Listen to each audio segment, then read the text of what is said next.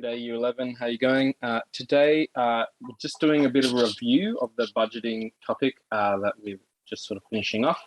For today's video, I thought I'd just go through some of the things that might require a little bit more prompting, where a few more things to sort of remember. We won't cover all the sort of things. You can look back on previous work that you've done potentially to help you with this, but today we're just going to look at this particular question about buying a car. Okay, now just a reminder, there's a bunch of lots of different costs that go into buying a car. There's the purchase price, the registration costs, which depends on whether you're using it for private use or business use, and the weight of the car, and the stamp duty, which is a tax that you pay, and then there's also insurance that you have to pay. There's compulsory insurance, and then there's sort of optional insurance that covers you further. Okay, so here we have the stamp duty percentages, and we also have the registration cost table here that we'll need. So when you're doing some of the questions today, you might need to look back on, potentially pause this video so you can see this table, or you can find it in your textbook as well in the cost of car or buying a car exercise. Okay, so calculate the total cost of purchasing a new Ford. So we need to, first of all, include the purchase price, which is given to us. Okay, then we've got to add the registration costs. So we're assuming that this is private use. Yep, car for private use. And it's 1,804 kilos. So it's in this this category here. So 448 is the registration costs. CTP for the car is 655.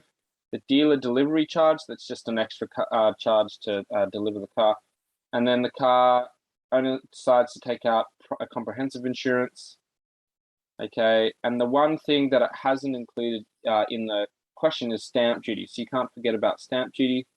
So we've got to include our stamp duty, which is it's going to be 5% because it's over $45,000. So it's going to be the purchase price times 5% there. So we whip out our calculator.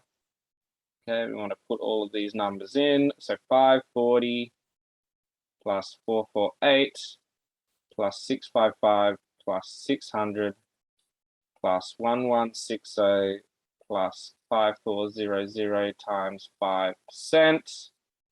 And we have the total costs. Oh, I just forgot a zero in each of these. So it should be 54,000. So obviously, and then this should be 54,000 as well. Okay, so it gives us $59,563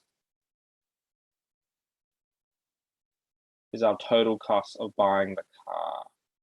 Okay, if you get a trade-in, you basically subtract that. So this is quite simple. Just subtract 18,000 from the original cost, and you get it only costs this much, 563. Okie doke. Now, when we're using a loan, okay, we need to use the table there. So we've got to find out what the loan amount will be for that. Let me just get that table up in a sec. So it's gonna come back to that in a sec. Let's just do D. So the new Ford travels 580 kilometers on 72 liters of petrol. Calculate its fuel consumption in these amount here.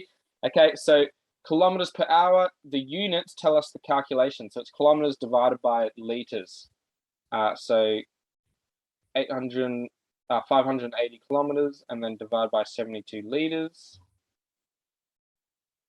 So 580 divided by 72 equals 8.05. What's going to round up? So 0.6, because we always round to the nearest cent. So that's going to be and then kilometers per liter. Oh, sorry, not near a cent. We'll round to 2 decimal places though. So we'll just write that in.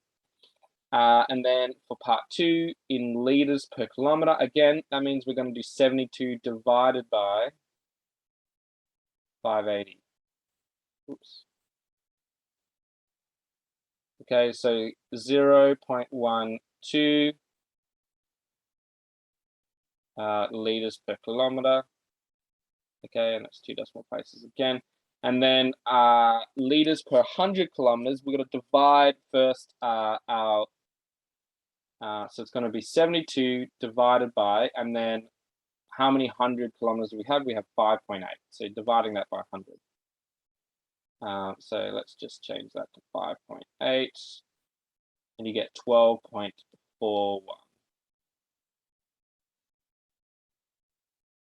liters per 100 kilometers.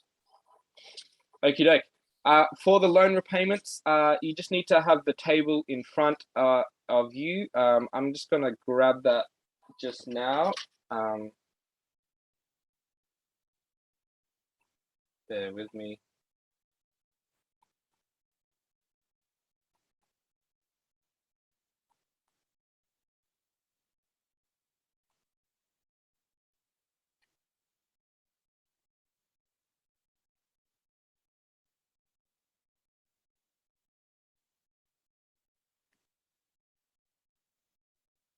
Okay.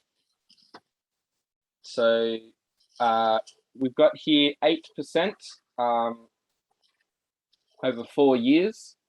And the purchase price again is 54,000. But then we've also got these additional fees that we're adding on. So here's our table. So you can pause this part to do any of the loan questions. So our interest, 8% over 4 years.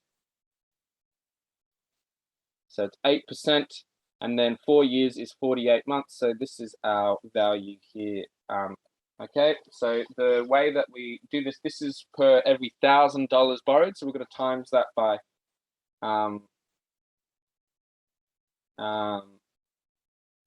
well, each 1,000. So divide the amount of money that we need for the purchase of the car.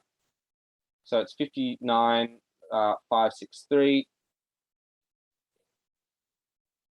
So it's going to be 5.9563, and then we're going to times that by that amount in the table.